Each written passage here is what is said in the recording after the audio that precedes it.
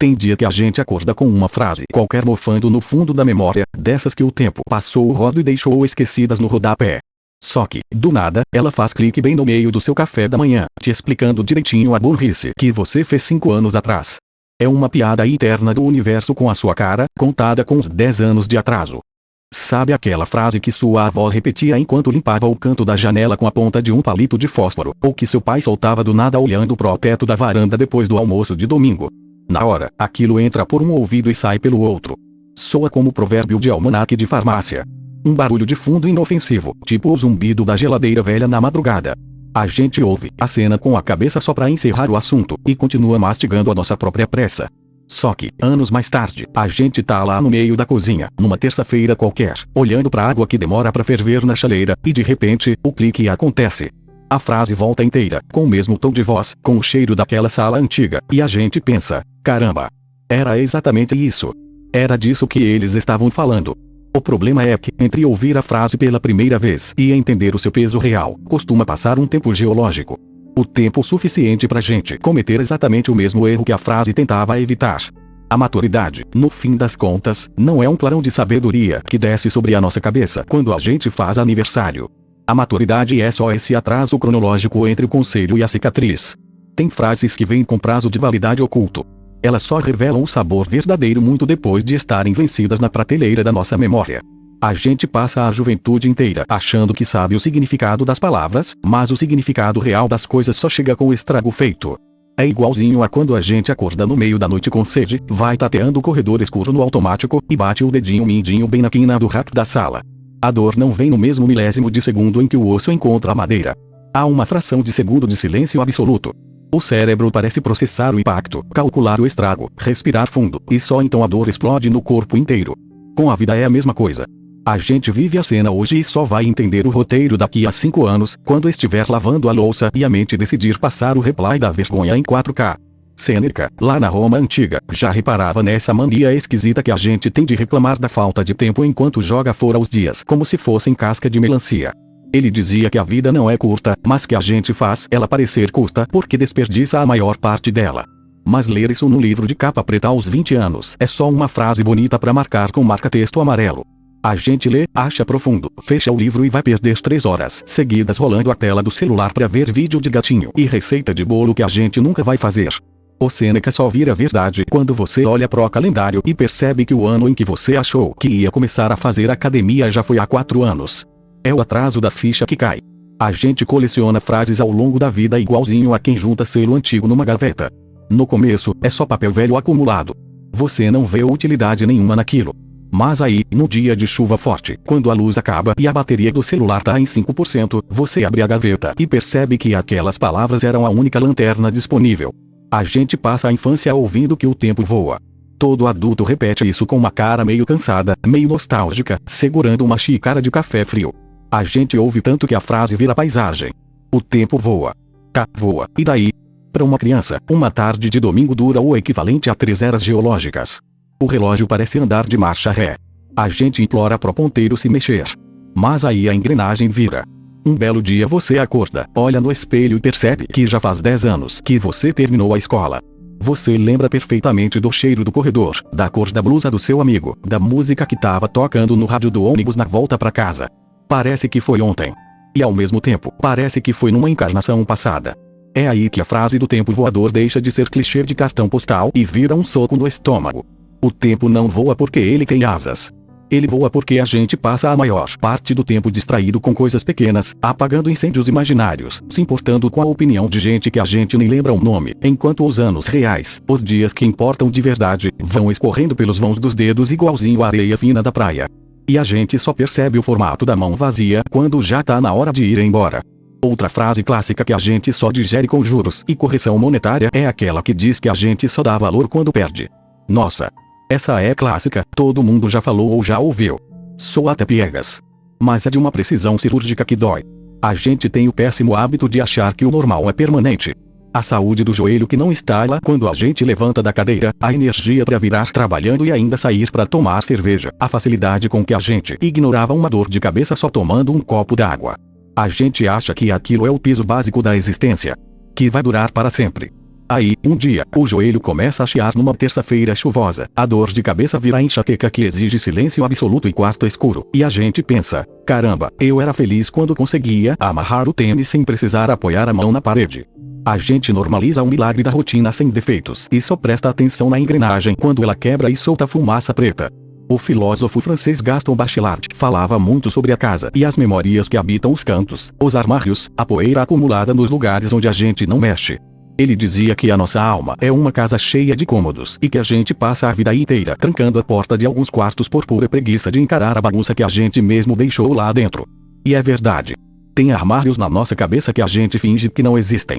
A gente passa na frente deles todo santo dia, no piloto automático da vida moderna, desviando o olhar igualzinho a gente faz quando vê um conhecido chato na calçada oposta. A gente não quer olhar porque sabe que, se abrir a porta, vai cair uma avalanche de coisas mal resolvidas, de conversas que ficaram pela metade, de promessas que a gente fez pra si mesmo num dia de ressaca moral e esqueceu logo em seguida. A gente vive na sala de visitas da mente, limpando o pó da mesa de centro, enquanto o porão tá inundado de água suja. E a frase que resume isso só chega quando a gente tá velho o suficiente pra não ter mais desculpa. Montaigne, aquele velho sábio que passava os dias trancado numa torre escrevendo um ensaio sobre absolutamente nada e sobre tudo, dizia que a maior obra de um homem é saber viver a sua própria vida de propósito. Mas o que ele queria dizer com isso não era aquela autoajuda barata de cartaz de academia que manda você ser a sua melhor versão. Não. O Montaigne estava falando sobre aceitar o caos. Sobre olhar pro próprio reflexo no espelho do elevador e reconhecer que você é um catatal de contradições, que você erra nas mesmas coisas há 20 anos, que você tem medo de ficar sozinho, mas também tem pavor de gente por perto, e que tá tudo bem. Só que essa aceitação pacífica nunca vem aos 20 e poucos anos. Aos 20 e poucos anos a gente quer gabaritar a vida. A gente quer resolver o enigma do universo antes do almoço, quer ter certeza de tudo, quer um mapa com todas as respostas impressas em fonte grande. A gente sofre porque acha que tá atrasado em relação a um cronograma invisível que inventaram na nossa cabeça. Só que o cronograma não existe. É tudo invenção da nossa ansiedade. E a gente só descobre isso quando já gastou metade da energia vital tentando correr atrás de um trem que nem era o nosso. É engraçado como a gente passa a primeira metade da vida adulta colecionando conselhos como se fossem figurinhas difíceis num álbum. Ouvir os mais velhos dizendo que o tempo voa ou que a gente só dá valor quando perde sua sempre como aquele papo chato de quem já desistiu de inventar a roda.